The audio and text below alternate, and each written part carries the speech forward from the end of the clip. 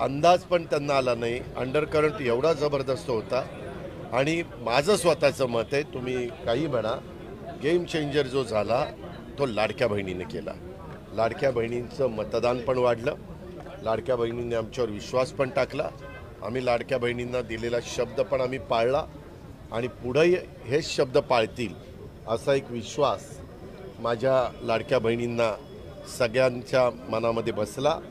आणि 3, 5, 7.5 हॉर्सपॉवरच्या मोटरचं जे बिल माफ केलं तो एक शेतकऱ्यांच्यामध्ये खूप चांगला मेसेज गेला.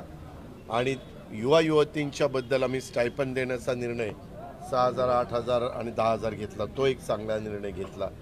आणि आम्ही सतत मी सांगत होतो की केंद्र सरकार ज्या विचाराचं आहे त्याच विचाराचं राज्यात सरकार आलं तर आपल्याला प्रचंड निधी आणता येईल, मोठे मोठे प्रकल्प आपल्याला मार्गी लावता येतील आणि राज्याचा सर्वांगीण विकास करता येईल.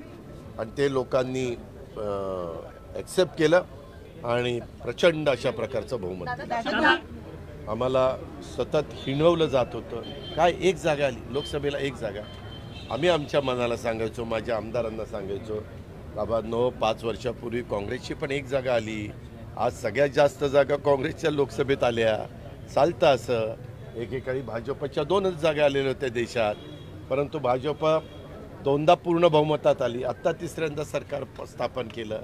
असं चालतं. खचून जायचं नसतं. आपण जाऊ, पण हिमतीनं लोकांच्या समोर जाऊ, लोकांचा विश्वास संपादन करू.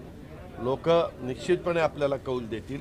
माझी तर बारामतीमध्ये अशी पंचायत केली गेली होती, सगळे माझ्या विरोधात, सगळे म्हणजे काही माझ्या बहिणी माझ्याबरोबर होत्या, माझा आई, माझा परिवार माझ्याबरोबर होता. मूळ म्हणजे बारामतीकर होते. तुम्हाला आश्चर्य वाटेल, मी गेल्या वेळेस तिथं 48,000 लोकसभेला मायनस होतो. मायनस असताना मी ते मायनस भरून काढून माझ्या बारामतीच्या मतदारांच्यामुळं, कार्यकर्त्यांच्यामुळं, सहकाऱ्यांच्यामुळं सगळ्यांनी आपण उमेदवार समजून झोकून दिलं. 1,16,000 मी लीडवर आहे. म्हणजे 48,000 भरून काढून 1,16,000 कुठं माझं लीड गेलं. म्हणजे मला तर पुन्हा त्या बारामतीकरांना सॅल्यूटच ठोकायचं आहे. मी जाईल तेव्हा त्यांचे आभार मानीनच, परंतु आत्ता त्यांना सॅल्यूट ठोकतो. खूप जबाबदारी त्यांनी वाढवली. अतिशय हुशार लोक. कुठं कसं मतदान करायचं, काय करायचं, भावनिक मुद्दा घेतला नाही, काय नाही.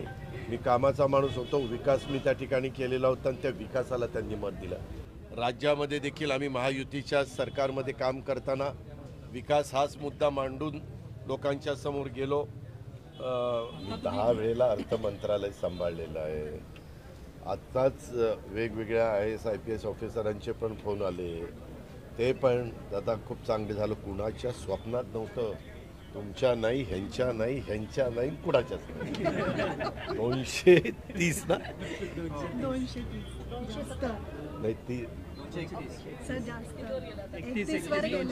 230 म्हणताय की लाडक्या बहिणीला भरभरून दिलेला आहे, त्यामुळे ती योजना चालू राहणार. एकीकडे ही गोष्ट म्हणत असताना दुसरीकडे तुम्ही म्हणताय की आर्थिक शिस्त लागणं महत्त्वाचं आहे. मी करते ना, तू काळजी करू नको. लाभाच्या योजना मी साधारण 75,000 कोटी लाभाच्या योजना, पुढच्या वर्षीचा अर्थसंकल्प जो कोणी अर्थमंत्री मांडेल 7 लाख कोटीचा मांडेल.